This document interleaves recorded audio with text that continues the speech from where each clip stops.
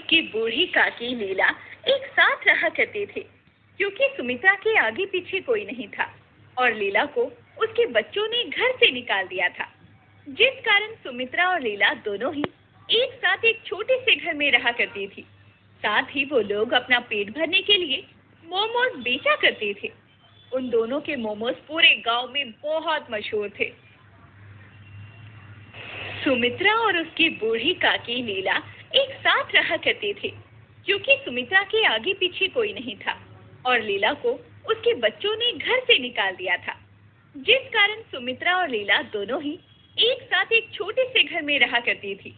साथ ही वो लोग अपना पेट भरने के लिए मोमोज बेचा करते थे। उन दोनों के मोमोज पूरे गांव में बहुत मशहूर थे और होते भी क्यों ना, आखिर वो दोनों एक लौते मोमोज बेचने वाले जो थे। पर समय के साथ वहां पर और कई लोगों ने भी मोमोज की दुकान खोल ली थी, जो कि काफी बड़ी भी थी।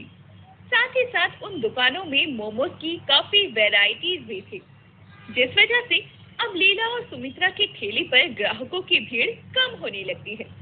और ऐसे ही एक दिन सुमित्रा घर पर मोमोज बनाती हुई अपनी काकी से कहती है, काकी, हमें भी बाकी दुकानदारों की तरह मोमोज के अलग अलग वैरायटी बेचनी ही चाहिए।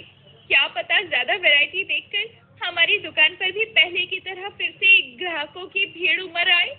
पर सुमित्रा, हमें सादे मोमोज के अलावा और कोई दूसरे मोमोज बनाने ही नहीं आते, तो फिर भला हम कैसे बेचेंगे अलग अलग तरह की मोमोज? अच्छा काकी, वैसे आपने ये मोमोज बनाना कहाँ से सीखा था? बेटा, जब मैं तुम्हारी उम्र की थी ना, तब मैं अपनी माँ का इलाज करवाने के लिए नेपाल गई थी। तब मैंने ये मोमोज वहाँ से बनाने सीखे थे, लेकिन मैं अपनी माँ को तो बचा नहीं पाई, पर वहाँ से ये मोमोज बनाने का गुण सीख कर आ गई।